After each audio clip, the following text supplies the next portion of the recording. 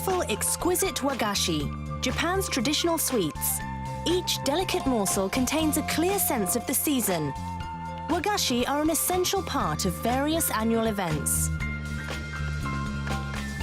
At the Doll Festival each March, a special confection represents a prayer for girls' health. In May comes a festival where traditionally, rice dumplings wrapped in oak leaves called kashiwamochi are eaten in a similar wish for boys to grow strong. This time on Japanology Plus, our theme is Wagashi. We'll sample the freshest modern flavours and the 1,000-year history of Japanese sweets.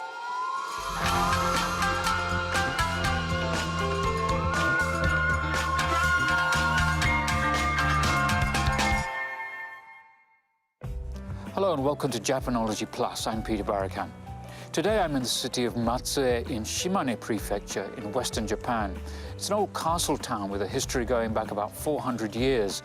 And together with Kyoto and Kanazawa, it's one of the 3 places in Japan that's famous for traditional sweets, or wagashi. Around 200 years ago, the samurai feudal lord here was a huge aficionado of the tea ceremony, and it's said that he promoted the development of wagashi to serve along with the tea.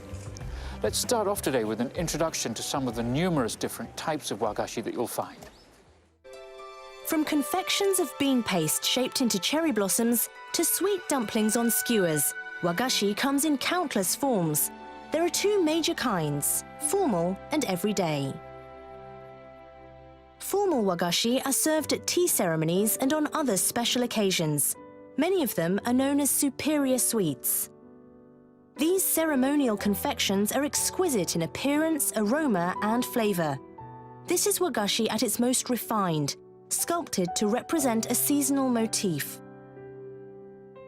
In spring, cherry blossoms and other colourful flowers.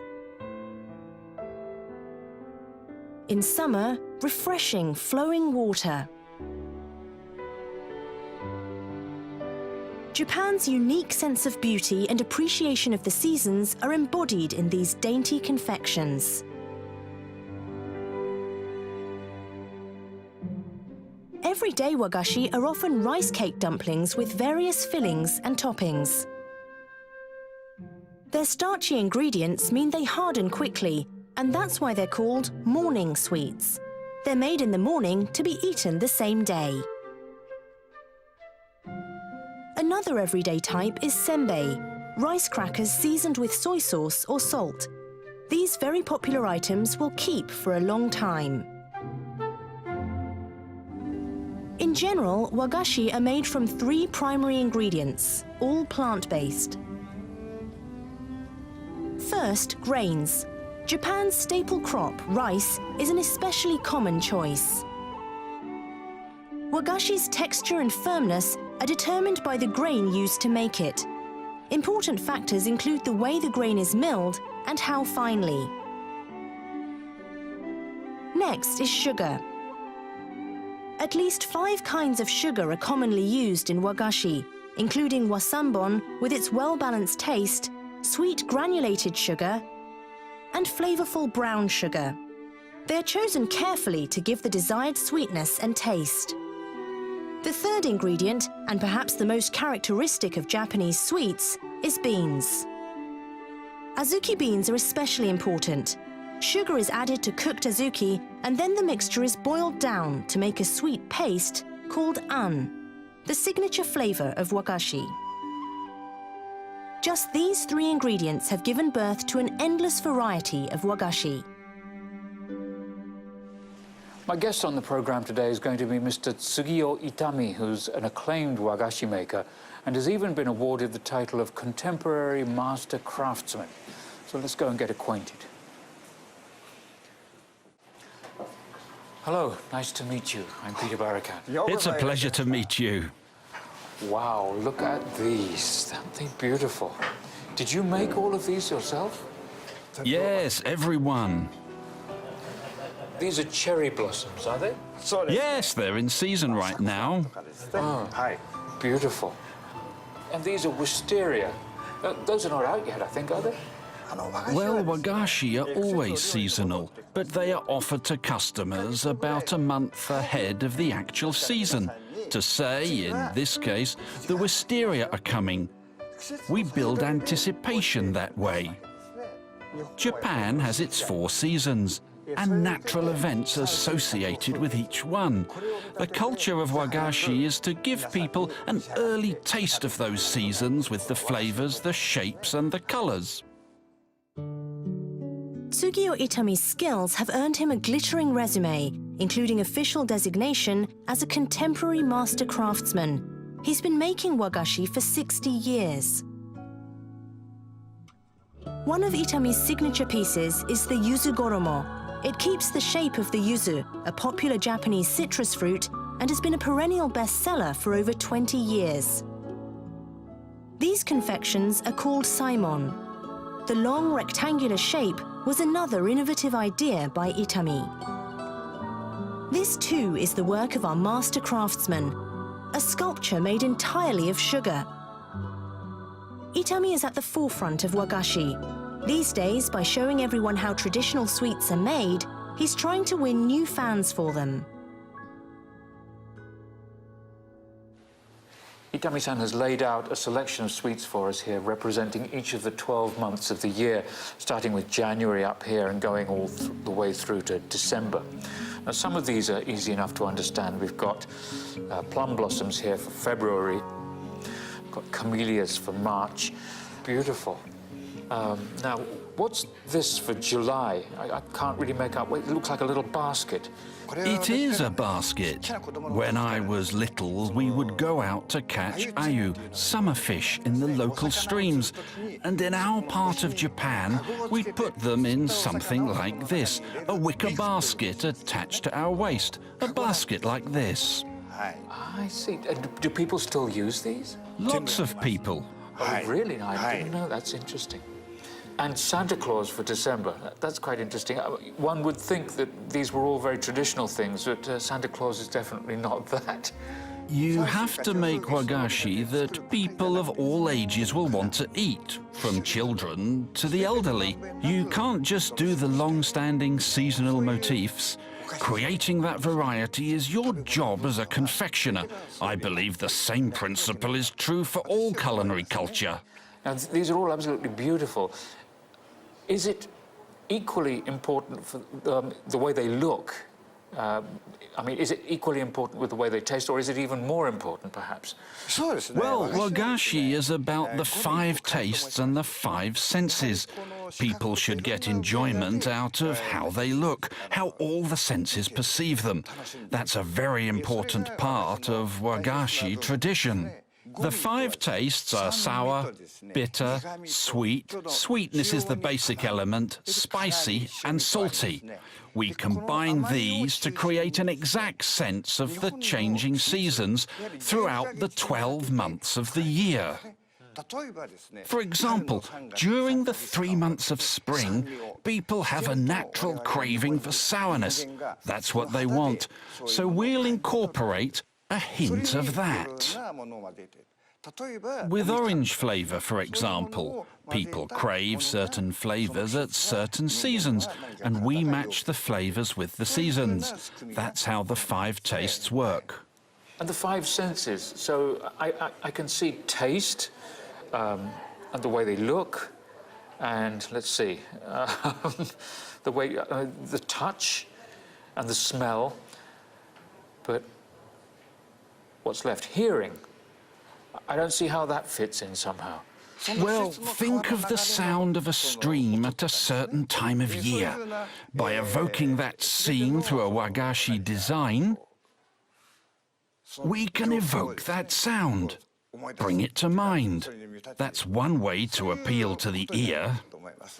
So, for example, with November here, we've got these autumn leaves. You have to imagine the rustling of the leaves as they fall off the trees, or you walk over the dried fallen leaves. That's right.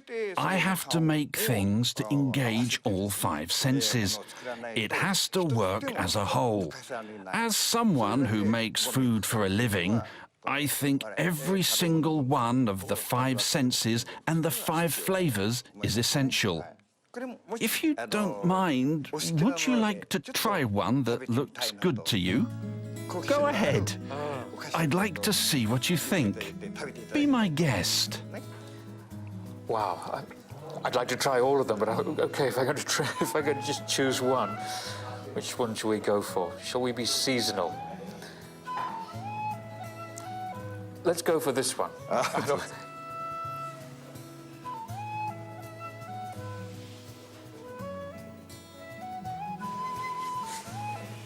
Isn't that beautiful? Thank you. Just look at that. It's a waste to cut it up. Let's take a look. Show you what it looks like as well inside. And what's the inside of this made from? Bean paste. So I'll try.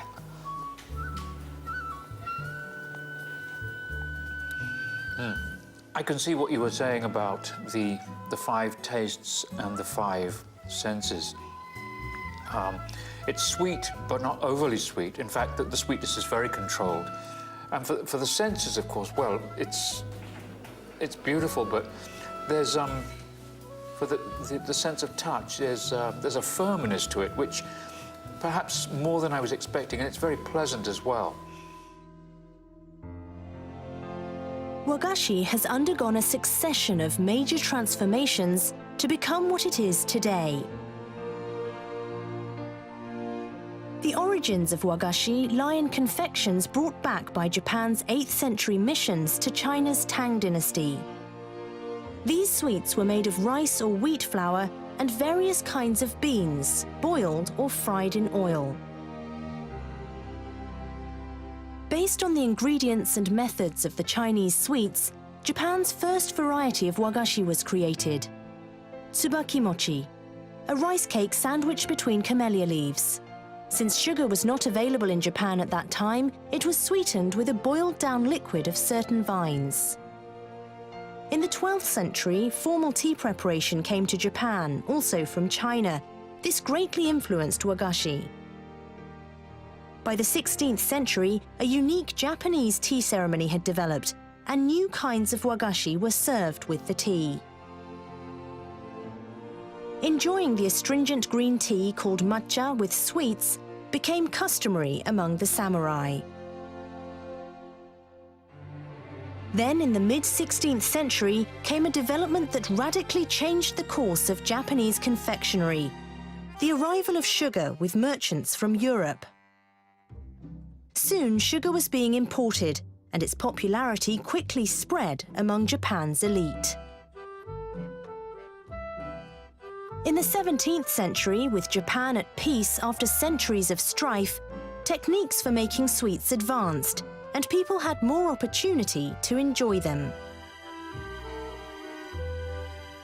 Sweets served with tea became more colourful and elegant, tiny edible canvases that depicted exquisite seasonal motifs. Soon, Japan began producing its own sugar, and rice cake dumplings became cheap enough for anyone to buy. Most of the wagashi eaten in Japan now date back to those days. Itami-san has recently been holding workshops for foreign visitors, and today I get one just for me, so I'm very lucky. So what are we going to make today? An old favourite, cherry blossom. Shall we try that? Okay, cherry blossom. And what are the ingredients we're going to be using? The pink and white balls here are made of the same sweetened bean paste. It's called nerikiri. And this is from... Azuki beans with the skins removed. This goes inside. Okay, this is the bean paste that everybody knows made from azuki. Okay. Start with the pink paste. Now roll it between the palms of your hands. Roll it around and around. Keep going. Okay, now take this white nerikiri and place it on top. Press the two colours together with your thumb. Oh, that's right. Okay. Now flip it over and pat, pat, pat, pat. Okay, now put this inside. Now rotate it as you work the paste upwards. Very good. Ooh, getting quite sophisticated here, isn't it? Now take this implement.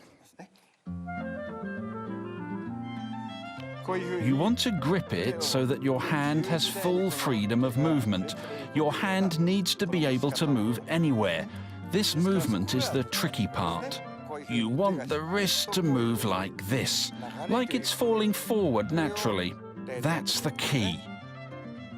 And that's how we make the petals. Start here.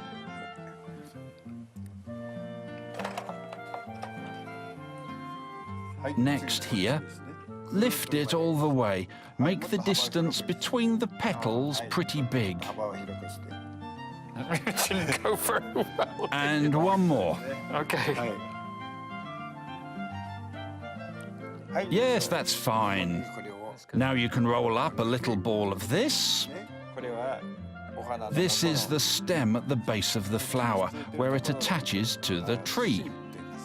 That's fine. Is that all right? Okay. It's going to have to be, okay? Okay. Well, it's definitely not a professional one, but it'll have to do for a first try. Okay, so obviously you're a professional. You've been doing this for decades. So when you're doing this, I suppose it's sort of semi-automatic. Do you concentrate on what you're doing, or is... I certainly do. I put heart and soul into the technique. I really concentrate. But the tools I use are the tips of my fingers. So no matter how I try, I'll never make 100 exactly the same. It's interesting. It was a lot of fun doing this.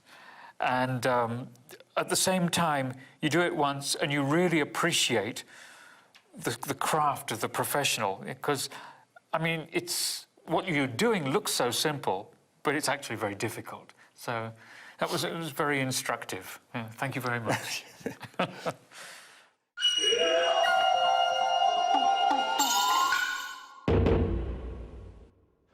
Welcome to Asakusa.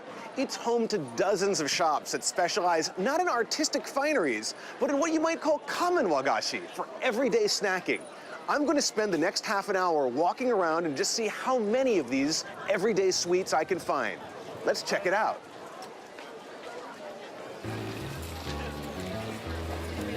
Looks like we have a line over here.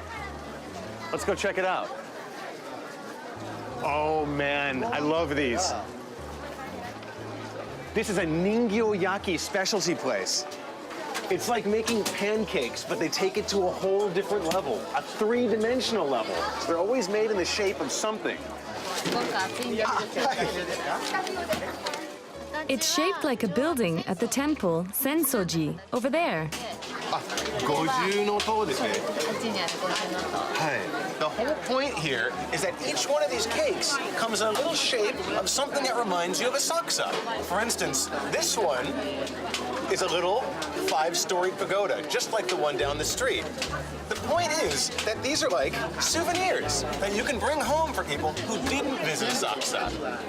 And they can eat Asakusa, just like me. I love these. Ame, Japanese hard candies. Look at all these colors. And since this is Japan, it's not just about the colors, it's about the presentation. Little faces, little bunny rabbits. Ah, and what's this? Hard candy sushi. Check this out. Ooh, rice dumplings, dango, I love these. Mugwort dumpling, yogi dango.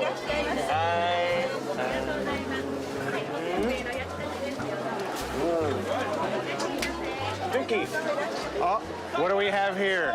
Look at this. This is a famous Asakusa treat, kaminari okoshi. The main ingredient is rice.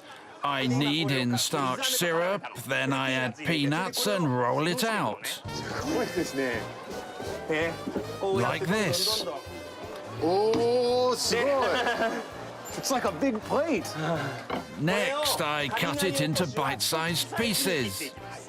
Look at this speed and technique. This is a technique of an Asakusa candy technician, all held together in a perfect little block. A little try. インピーナッツね。ソフトでしょ? Very, very nice. Look at this bounty of treats. In just 30 minutes, I found what feels like 3,000 Japanese sweets. But that's Asakusa for you. Next time you're in Tokyo, why don't you come on down and give wagashi hunting a try for yourself?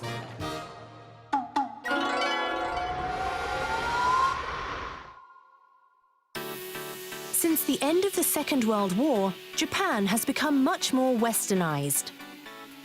The world of wagashi is no exception. Ingredients and ideas from Western confectionery are inspiring new types of Japanese sweets. This place used to be a cafe, but now it's turned into a wagashi shop. The owners, Motohiro Inaba and Ryo Asano, are wagashi artisans. In 2011, they left the renowned wagashi shop where they had worked for 20 years and went into business making and selling their own original creations.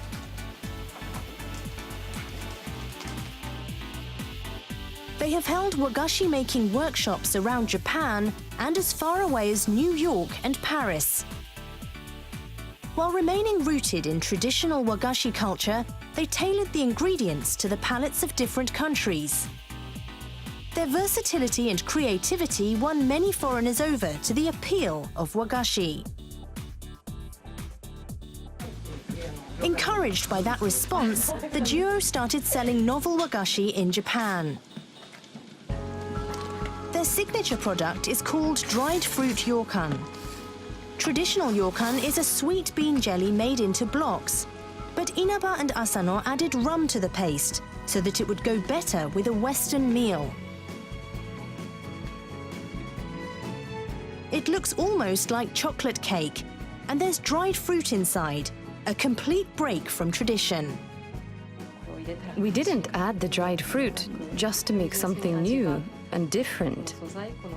We did it because we simply thought that, as an ingredient, it would taste good with the ryokan. That's why we did it. That was the reason. Inaba is making rakugan, a mixture of rice flour and sugar in a mold. Rakugan is typically a simple but refined tea ceremony sweet. But the ones here feature such novel ingredients as herbs, including chamomile and rosemary. The result is a great range of colors and flavors. I think today's wagashi makers have a responsibility. We're not changing wagashi for the sake of change. We're creating things for the people of today. While still respecting tradition, these young artisans are injecting fresh creativity into the world of wagashi. There's a trend in wagashi now to use things like cream and chocolate and other sort of Western ingredients. What do you think about that? Wagashi doesn't have to be defined by making sweets that go with green tea. Making wagashi with Western ingredients is a great idea. I often call this new wagashi, trying out new ingredients, bringing in new design styles, changing the flavors. From a global perspective, that's a really good thing. I feel pretty positive about it. But you still have to figure out how to incorporate the natural world into your wagashi. That's so important, and that's the tough part. There's nothing wrong with change, but I don't want people undermining the essence of wagashi and sending it off in the wrong direction. That's my honest opinion. And now, the part I've been waiting for. You've brought in your latest creation for us. Ooh. This is warabi mochi. I've had warabi mochi before. That looks very different from what I've seen. It's very simple, too, I mean, compared with what we've just seen. Yes. It looks beautiful as well. What a lovely color. To do this very gently.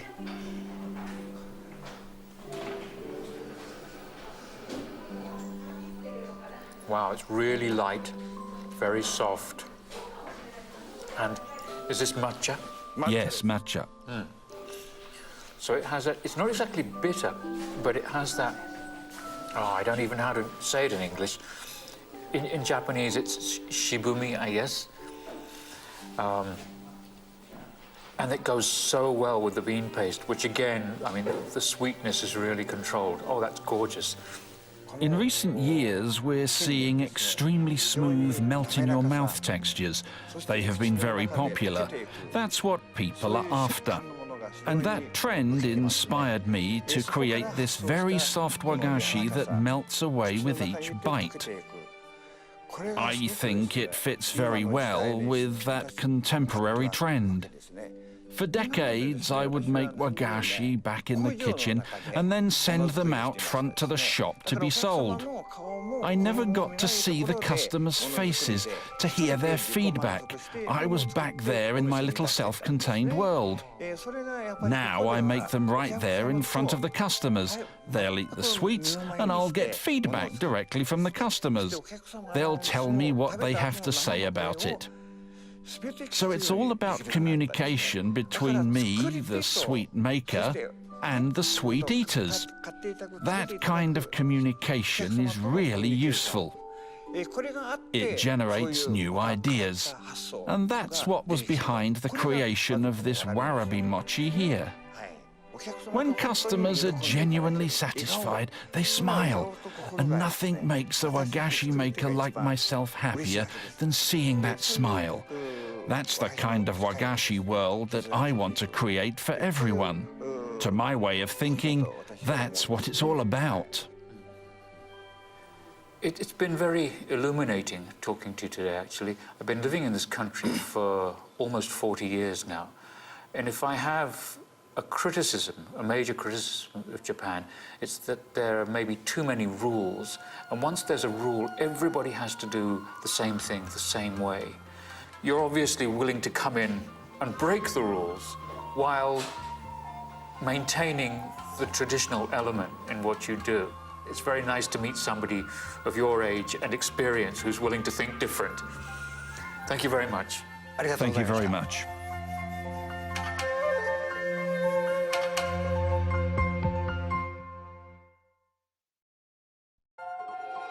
Next time, Ninja, a group of highly trained professionals who risked their lives in centuries past to gather valuable intelligence. We'll cast light on these shadowy figures.